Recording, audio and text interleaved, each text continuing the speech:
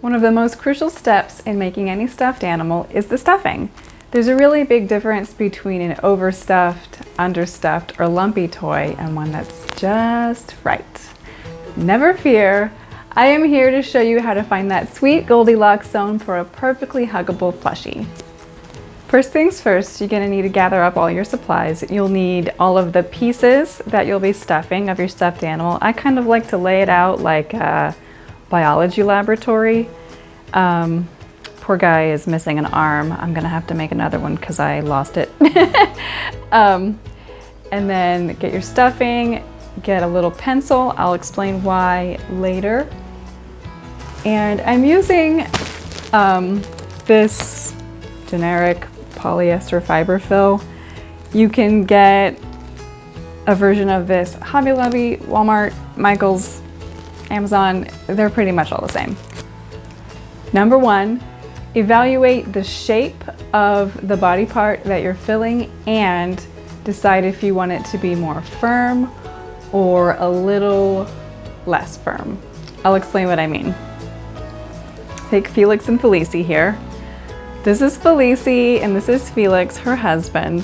Felicie's got these really strong arms and they stick straight out from her body like any bodybuilder that you see walking around. I tried to stitch that one down, but the kids play with it so much.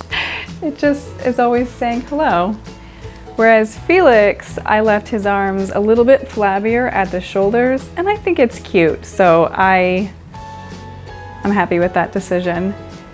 The head, you want to be fairly firm because it will deflate as it gets played with and loved over time, and it'll start to look weird. Also, you want the body to be fairly firm because it's a support for all the other appendages. And I've noticed over years of experience of making stuffed animals that if you don't have enough stuffing around the neck or the head opening, you won't have that firm base for the head and it'll constantly be sagging like this, or sometimes like this, or like this. So with this guy, I already added safety eyes, and you do definitely want to do that before you stuff it. If you want a little more information on how to do safety eyes, go back and look at my last video. And then let's get started stuffing. I have already kind of shaped this into a point because this is what I'm going to stick in his nose. So if there are any protruding parts in a piece that you're going to stuff, you want to stuff those parts first. So if you're doing, I don't know, like a starfish or something that has pointed legs, you'll stuff those legs first. And what you do is you get a ball of stuffing a little bit larger than the part you're going to fill, and then just roll it between your hands, kind of like Play-Doh. And that's how you get it to go into that point. Leave the end that's going to be going out into the main part pretty fluffy so that it'll blend a little easier with the next ball that you stuff in there. So then you just stick it right in there, in the nose. I actually had this stuffed before and then my camera died right in the middle of the video and none of it saved. So I'm doing it again. So it's already been stuffed, so it's primed and ready. Now the part that is out into the main area of the head, you want it to be sticking out past the end of this, because if you stuff it down into here, there can be a gap there which will make it look really weird in the end. So there, that point is in the nose. I want it to go a little bit further down, so I'm just going to take a pencil and poke it in. You can use the sharp end if it's really pointy, and if it's not quite so pointy, you can use the eraser end. Or if you feel like it's just not moving for you with the sharp end, you can switch to the eraser. It's kind of like a ramrod. Then you'll get a big ball. Try to pull it out of the bag of stuffing all in one piece if you can. That's the best way to avoid lumps. But even sometimes when you do that, it can look a little bit lumpy. So what I like to do is just by hand separate any parts that feel lumpy. It doesn't have to be completely perfect, but you just want to kind of feel that there's no blobby tumors in it. No brain tumors for my foxes. And then like before, roll it in your hands like Play-Doh, except this time we're making it into a ball.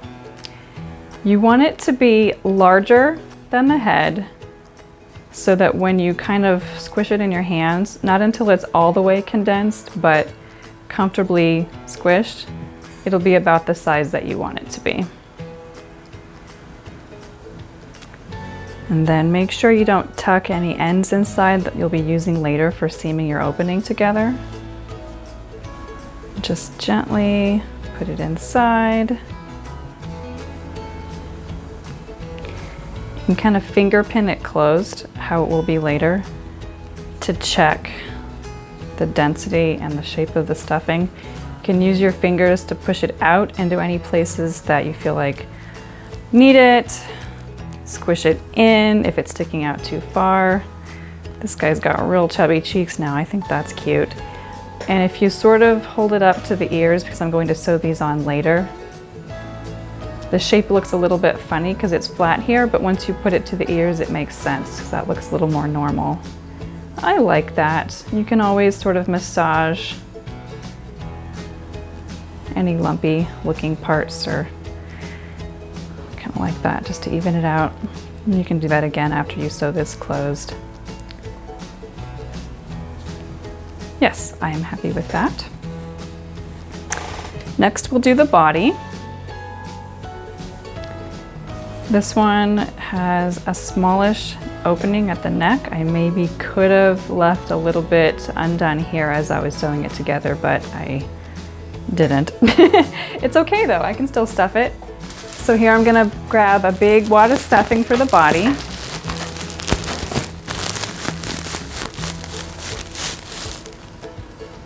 About like this. You can always tear some of it off if you feel like you got too much. It's better than putting a bunch of lumps together. I think that looks probably about right. Yeah, and I do like a nice strong body to hold on to those arms and legs. Ooh. So here's the fun part. I like to take the body in between my hands like this and then use my thumbs to poke it in a little bit at a time. And then I rotate it, poke in a little bit more. If this edge starts rolling under, you can kind of get a hold of that and flip it back out the right way again. And then just keep rotating and stuffing. See how that looks a little bit weird over here? That's okay. Just give him a massage until you're happy with the way it looks. I bet you never knew that handmade stuffed animals receive so much pampering. See how much better that looks already? Oh, look at the back. There's another little potato lump over here. And you know that as soon as you give these to your kids or babies or friends or whoever, that they're gonna make it all lumpy again. But I like to at least start it out looking nice. Okay. That's better. I like that. Looks cute, right? The arm I already had stuffed for some reason, and I closed up the opening. But I just wanted to show you, for example here, I stuffed the paw fairly firmly and I shoved the stuffing down, but I was careful not to have too abrupt of an ending to the stuffing while still leaving this a little less filled. So it kind of just tapers off. That way when I sew it on, this is nice and flat up against the body so it's not always sticking out like this. And you can always test it against the body just to see if you think it's gonna lay right when you sew it on. And then these legs I stuffed more firmly because they're very structured and they go on like this. And so they don't really have to, you don't have to worry about them sticking out like this because I sew them on along this side right here. The tail I do somewhere kind of medium in the middle fullness, not too firm, not too soft, just right, right? And then I have this little piece of stuffing. Again, kind of roll it into a longer shape. That. like that lump there. Let's break that up a little bit. And then stuff it inside. Again, this one is kind of narrow, but don't sweat it. You can use your pencil eraser to help you with this one. Take your time. When you try to just shove it all in this way, that's when you end up with a big wad where you don't want it. And then I'm gonna kind of work it down towards the tip before I get all of the stuffing in. That way I can make sure that it's evenly distributed. Kind of massaging it as I do it.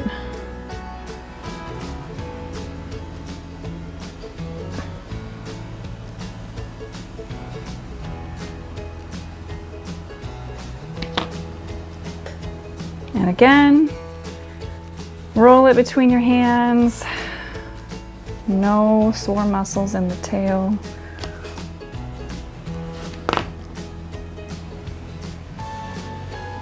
I want to work it down towards the tip of the tail a little bit more.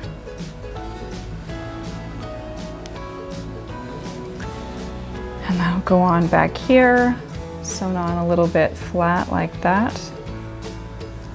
That looks good. If this video was helpful, I'd really appreciate a thumbs up and a subscribe.